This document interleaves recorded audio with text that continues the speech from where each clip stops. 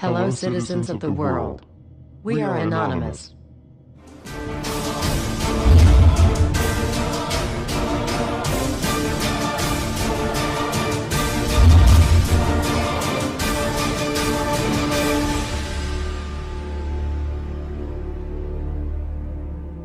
Dear brothers and sisters, now is the time to open your eyes. In a stunning move that has civil libertarians stuttering with disbelief, the U.S. Senate has just passed a bill that effectively ends the Bill of Rights in America.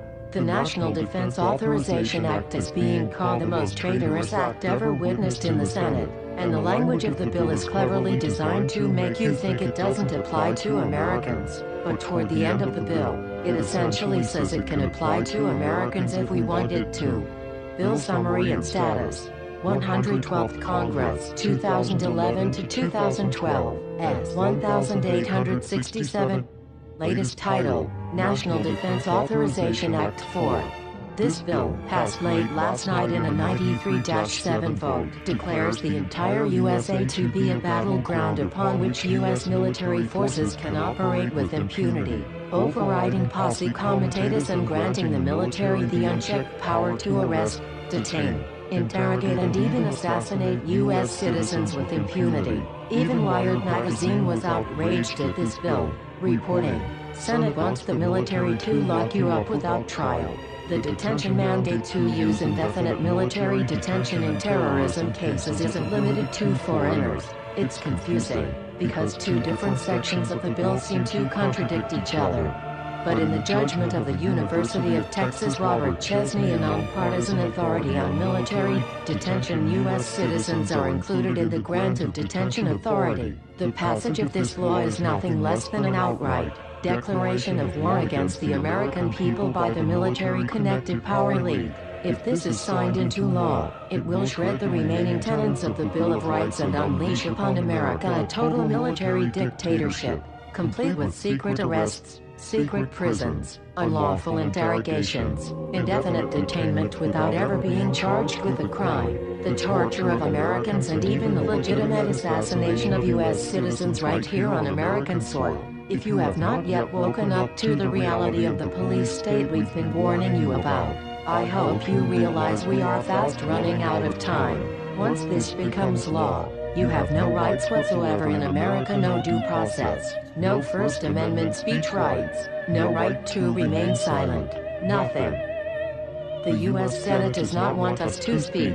I suspect even now orders are being shouted into telephones and men with guns will soon be on their way. Why? Because while the truncheon may be used in lieu of conversation, words will always retain their power.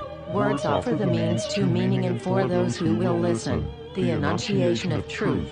And the truth is, there is something terribly wrong with this country, isn't there? Cruelty and injustice, intolerance and oppression, and where once you had the freedom to object, to think and speak as you saw fit, you now have censors and systems of surveillance coercing your conformity and soliciting your submission. How did this happen? Who's to blame? Well, certainly there are those who are more responsible than others, and they will be held accountable. But again, truth be told, if you're looking for the guilty, you need only look into a mirror. I know why you did it. I know you were afraid. Who wouldn't be? War, terror, disease. There were a myriad of problems which conspired to corrupt your reason and rob you of your common sense. Fear got the best of you, and in your panic, you turned to the now president in command, Barack Obama. He promised you order. He promised you peace. And all he demanded in return was your silent, obedient consent. More than 400 years ago, a great citizen wished to embed the 5th of November forever in our memory. His hope was to remind the world that fairness, justice, and freedom are more than words, they are perspectives.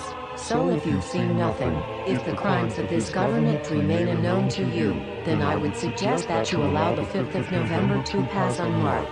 But if you see what I see, if you feel as I feel, and if you would seek as I seek, then I ask you to stand beside one another, 1 year from November 5th, 2011, outside the gates of every courthouse of every city demanding our rights.